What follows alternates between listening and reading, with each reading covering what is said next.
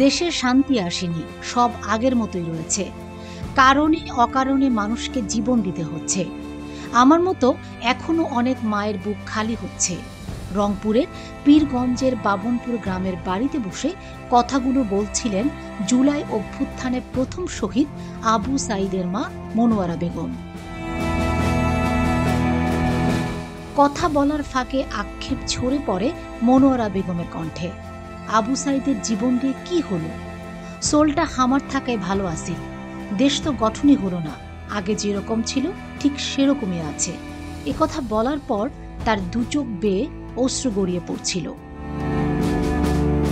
রান্নাঘর না হোক কান্নাঘর, গাজী কিচেন হুড স্বাচ্ছন্দ্যময় রান্নাঘরের বিশ্বস্ত সঙ্গী।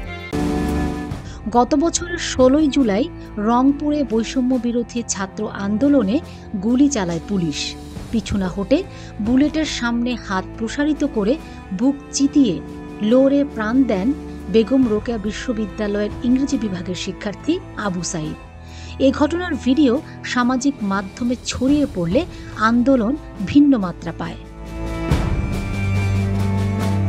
সারা দেশের ছাত্র জনতা রাস্তায় নেমে আসে। রক্তক্ষয়ী আন্দোলনের ধারাবাহিকতায় 5 আগস্ট গণ অভ্যুত্থানের মুখে পতন ঘটে শেখ হাসিনার 15.5 বছরের কর্তৃত্ববাদী শাসনের। হাসিনা পতনের পর নতুন সরকার আসে। এই 1 বছরে কি পরিবর্তন সরকার এনেছে সবার মনেই এখন আবু সাঈদের মায়ের মতোই প্রশ্ন।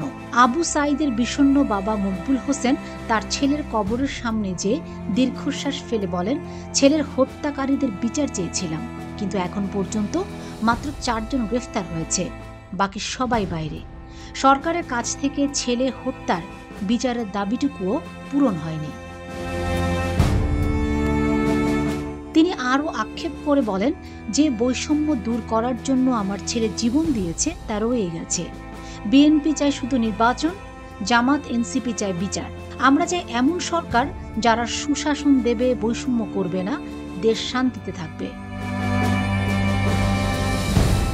বিশ্ববিদ্যালয় পড়ুয়া ছেলেকে হারিয়ে এখন অস্থিরতায় দিন কাটছে মায়ের। সবচেয়ে বেশি মনে পড়ে আবু সাঈদ ও তার ছোট বোন সুমির মধ্যকার খুনসুটি। বাষ্পরুদ্ধ কণ্ঠে মনোয়ারা বেগম বলেন, সুমিকে অনেক বেশি আদর করত আবু সাঈদ। সুমিও ভাই ছাড়া কিছুই বুঝত না। বিশ্ববিদ্যালয় থেকে বাড়ি এলে সবার আগে সুমিকে ডাকত। সুমি যা খেতে চাইতো বাজার থেকে তা এনেই বিশ্রাম নিত। আমাকেও বলতো, মা তোমার কি খেতে মন চাইছে, আমি কিনে আনবো। কতদিন হয়ে গেল ভাই বোনকে একসঙ্গে পাই না, খাওয়াতে পারি না। বাকি জীবন এ দুঃখ কুড়ে কুড়ে খাবে। মনোয়ারা বেগম বলেন, আমার আবু সাঈদ জীবন দিয়েছে দেশ ও মানুষের শান্তির জন্য, ভালোভাবে বেঁচে থাকার জন্য। অথচ গত 1 বছরে দেশের কোনো পরিবর্তন হয়নি। কারণে অকারণে মানুষকে জীবন দিতে হচ্ছে। এখনো আমার মতো অনেক মায়ের বুক খালি হচ্ছে, অনেক সন্তান বাবা হারাচ্ছে, স্ত্রী হারাচ্ছে স্বামীকে। তবে কবে এর সমাপ্তি হবে, এমনটাই প্রশ্ন আবু সাঈদের মায়ের। Fatema Shilu, GTV news.